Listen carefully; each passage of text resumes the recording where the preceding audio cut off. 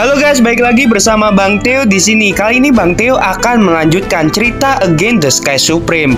Buat kalian yang penasaran, langsung saja ya simak video kali ini.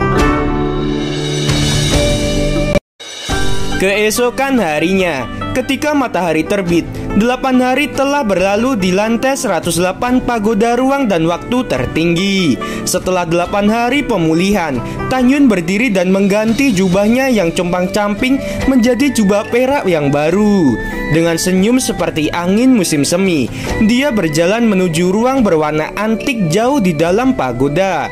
Di sana ada sinar api ungu tua yang setinggi penggaris. Ya, itu api ponik ungu yang sebenarnya. Tanyun tidak bisa menahan tawanya, melampiaskan kegembiraannya di dalam pagoda. Ketika di dekat api ponik ungu, gelombang panas menyerbu, membuat ruang sangat terdistorsi.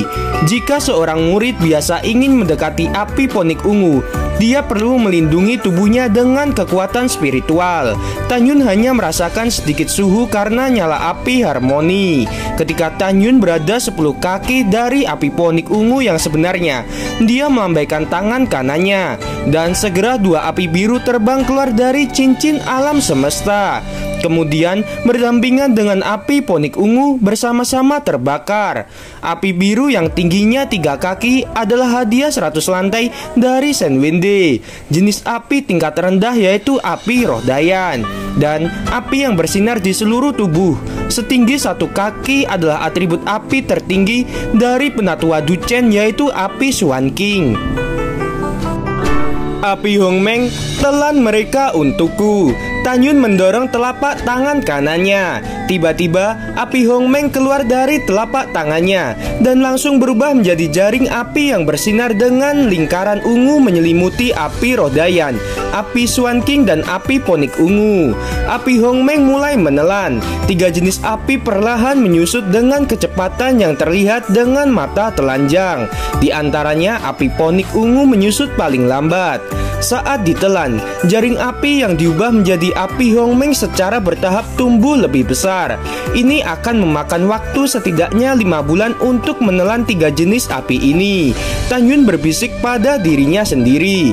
Kemudian sambil duduk bersila, dia menampilkan seni kondensasi Ki Hongmeng. Saat tangannya diletakkan di dadanya, tiba-tiba langit di atas pagoda ruang dan waktu teratas melonjak, dan aura langit dan bumi yang seperti kabut tebal dengan cepat mengembun menjadi aura menuju pagoda lantai 108. Tiba-tiba, Tanyun tampak berada di lautan energi spiritual. Kolam spiritual di tengah alisnya melahap energi spiritual. 6 bulan kemudian, di menara saat api ungu ponik terakhir dilalap oleh api Hongmeng, berubah menjadi api ungu setinggi 50 kaki.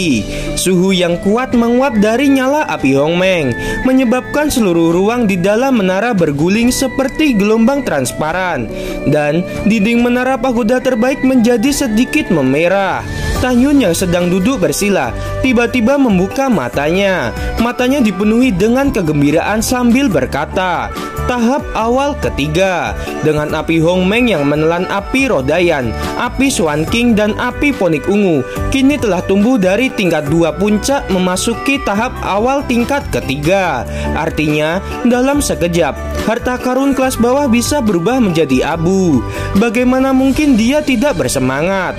Dalam benak Tanyun, api Hongmeng berubah menjadi cahaya ungu yang dibawa ke telapak tangan kanannya. Setelah tenang, Tanyun terus berlatih dengan menahan napas, merasakan penghalang lapis 8 dari jiwa janin. Tanyun telah melupakan waktu dan segalanya. Dalam sekejap mata, setelah 1 tahun, Tanyun akhirnya merasakan penghalang dari alam jiwa janin ke-8. Semua orang tahu bahwa saat alam semakin tinggi, dibutuhkan waktu lebih lama untuk meningkatkan alam. Meskipun Tanyun berlatih 10 kali lebih cepat daripada orang biasa, penghalang persepsinya tidak berbeda dari orang biasa. Kecepatan 10 kali lipat tercermin dalam cairan spiritual di kolam spiritual dan proses cairan spiritual. Tanyun mulai berlari ke dunia dengan seluruh kekuatannya. Tiba-tiba, jejak kekuatan spiritual seperti lapisan awan emas pucat menyelimuti janin spiritual kering yang ke-8. cairan rohani. Dalam pikiran Tanyun, kekuatan spiritual seperti awan emas muda terjalin dan terjalin pada kecepatan 10 kali lebih cepat dari orang biasa. Perlahan-lahan meleleh menjadi tetesan cairan spiritual keemasan, menetes seperti tetesan hujan. Waktu berlalu dengan tenang, dan 10 hari kemudian cairan spiritual ke-8 sudah penuh dan berkilau.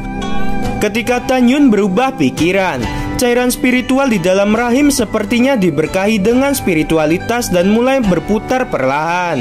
3 jam kemudian, cairan spiritual mengembun menjadi sosok manusia cair yang duduk bersila, dipenuhi dengan cahaya keemasan. 4 bulan kemudian, itu benar-benar berubah menjadi jiwa janin Hongmeng persis dengan Tanyun, seperti patung bersila di rahim ke-8. Setelah itu, janin roh yang seperti sumur kering dengan cepat menghilang. Jiwa janin Hongmeng ke-8 membuka matanya. Matanya sedalam laut, menyemburkan 2 mata yang kacau. Sepasang mata membentuk keagungan, mengungkapkan kekuatan yang menakjubkan. Pada saat ini, 8 jiwa janin Hongmeng berlutut di kolam spiritual Tanyun dalam bentuk cincin. Itu berarti dia telah memasuki lapisan ke-8 alam jiwa janin. Saat ranah meningkat, jiwa Tanyun dan kekuatan formasi pedang ilahi Hongmeng akan meningkat. Tanyun melirik jam yang tergantung di dinding menara. Baru kemudian dia menemukan bahwa dia telah menghabiskan 1 tahun 9 bulan dan 18 hari di menara. Masih ada 2 tahun 8 bulan dan 12 hari sebelum pagoda dibuka. Tanyun tidak terus berlatih untuk meningkatkan ranahnya. Dia tahu jika dia dipromosikan ke tingkat ke-9 dari ranah jiwa janin, dia tetap akan mati ketika dia bertemu dengan seorang kultivator ranah pemurnian jiwa. Oleh karena itu, dia memutuskan pertama-tama akan mengolah tubuh Hongmengnya, dan kemudian menggunakan 9 lembar kertas jimat yang tersisa untuk memperbaiki jimat tingkat menengah di tingkat tertinggi, mencari cara untuk menghadapi ranah pemurnian jiwa yang kuat. Sekarang, Tanyun telah mengolah tubuh Hongmeng ke tahap penguasaan kedua. Tangan, lengan, kaki, dan 24 tulang rusuk kiri dan kanan telah ditempa sebelumnya. Sekarang, dia memasuki alam ke-8. Dia dapat memanipulasi 10 cairan surgawi Hongmeng untuk meredam tulang punggungnya. Ketika dia memasuki tahap ke-9, dia dapat mengontrol 10 esensi ilahi Hongmeng lagi untuk meredam tulang di bawah lehernya. Setelah penempaan, tubuh fisiknya akan sekeras senjata roh terbaik, dan dia bisa merobek senjata roh peringkat atas dengan tangan kosong. Tanyun memasuki meditasi dan datang ke jantung Hongmeng yang tergantung di tengah kolam spiritual. Dia seperti penguasa dunia Hongmeng ini, berdiri di udara, menghadap ke lautan luas cairan surgawi Hongmeng dan berkata, "Aku merindukan kekuatan yang kuat dan kekuatan yang tak tertandingi. Hongmeng Senye, ayo, aku Tanyun akan menggunakan rasa sakit selama penempaan sebagai sarana untuk meredam keinginanku." Tiba-tiba, 10 helai cairan ilahi Hongmeng dari permukaan cairan naik ke langit seperti 10 naga dan berputar-putar dengan penuh semangat di sekitar Tanyun dengan kecepatan yang tinggi. Saat berputar, itu berubah menjadi untaian cairan yang ramping, dan setelah aliran ruang stabil menembus alis Tanyun, itu bergerak di sepanjang leher menuju punggungnya. Suara rasa sakit yang tak terbendung bergema melalui ruang redup di dalam menara. Wajah Tanyun berubah, matanya merah dan tubuhnya gemetar hebat. Setelah itu, Tanyun yang sedang duduk bersila, darah mengalir deras dari punggungnya, dan potongan-potongan daging mulai berjatuhan.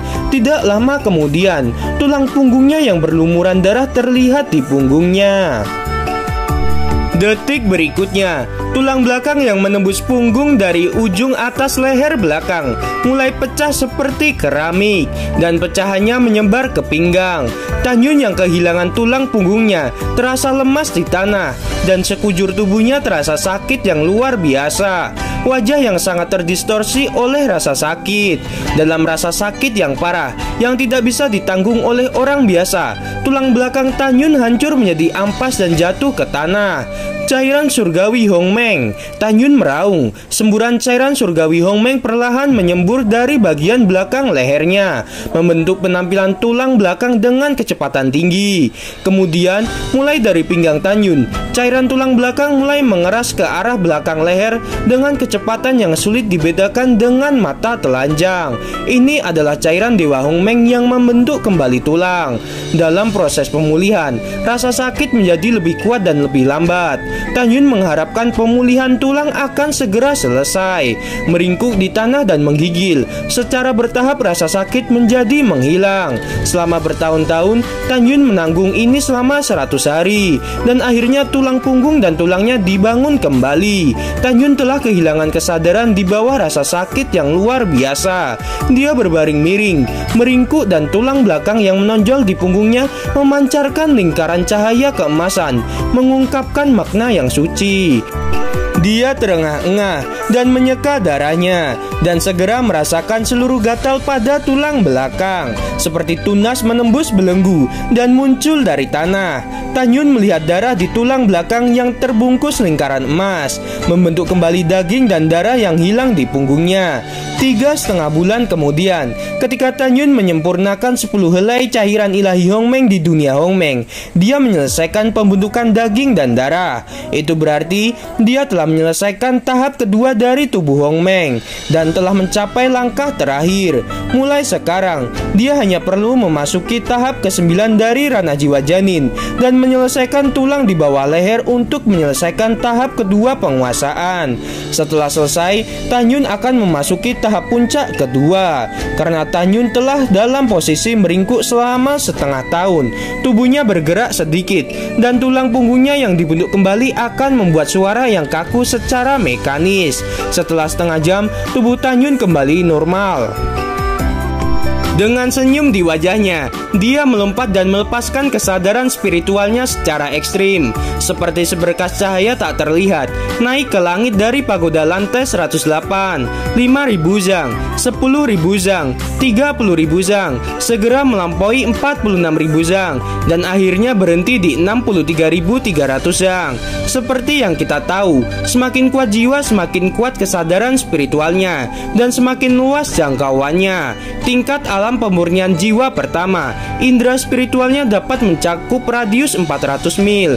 Tingkat kedua 450 mil. Tingkat ketiga 500 mil. Tingkat keempat 600 mil. Tingkat kelima 700 mil. Tingkat keenam 800 mil. Tingkat ketujuh 1000 mil. Tingkat kedelapan 1500 mil. Tingkat ke-9 2000 mil. Di alam pemurnian jiwa sempurna, pengetahuan spiritualnya dapat mencakup radius 3000 mil.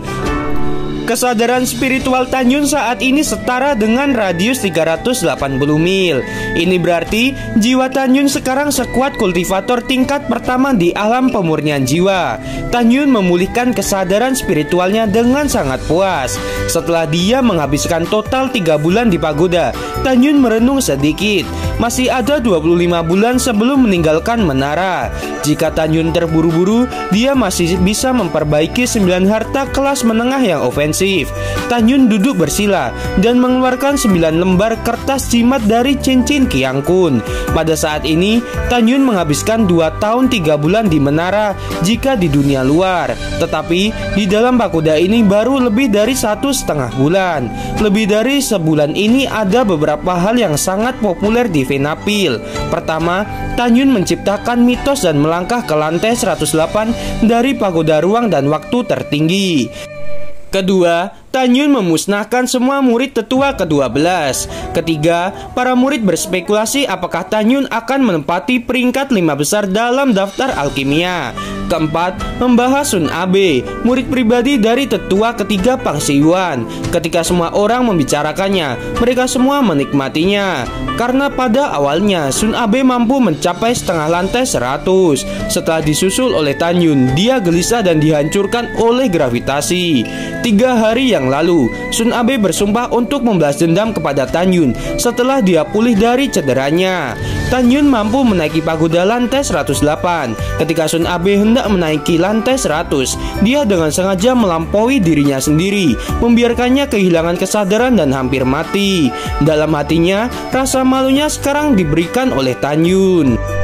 Hal kelima juga menjadi sensasi karena dia Ken Duanzhen di bawah Luwu telah mati. Berita Duanzhen juga sampai ke telinga Shen Subing. Alasannya karena seorang murid Danmai yang sedang melakukan perjalanan kembali ke Danmai dari kota Huangfu Fufang tidak diragukan lagi menemukan tubuh Duanzhen yang telah membusuk jatuh dari gunung. Shen Subing sangat marah dan meminta Luwu untuk menyelidiki masalah ini secara menyeluruh, cari tahu siapa pembunuhnya. Luwu menjadi cemas. Dia selalu berpikir ketika Duanzhen mencoba membunuh Tan Yun, Shen Qingfeng mengetahuinya dan membunuh Duanzhen. Shen Subing meminta dirinya untuk menyelidiki masalah ini secara menyeluruh. Secara tidak sadar memutuskan bahwa Shen Subing telah curiga bahwa Luwu telah mengatur Duanzhen untuk membunuh Tan Yun. Selama lebih dari sebulan, Luwu berulang kali memberitahu Jiang Xia bahwa dia tidak boleh membiarkan Tan Yun meninggalkan pagoda dan kembali ke Gunung Changling hidup-hidup. Pada saat yang sama, di dalam aula Bingking, Shen Subing tampak cemas. Dalam 85 hari lagi, itu akan jadi hari ketika dia pergi ke gerbang abadi dan menyerahkan pil jiwa Zundan. Qingfeng telah menempatkan spanduk di Gunung Peri Changling selama lebih dari 2 bulan. Mengapa guru tidak pergi ke Huangfu Suna? Tidak, aku sendiri akan pergi ke Huangfu Suna untuk menunggu kedatangan guru. Shen Subing buru-buru melangkah keluar dari gerbang istana melalui formasi teleportasi di puncak, lalu pergi ke kota Huangfu Fufang. Gimana teman-teman, makin seru kan ceritanya? Buat kalian ya yang masih penasaran sama kelanjutannya, ya udah ya langsung aja subscribe channel Bang Theo ini. Terima kasih teman-teman.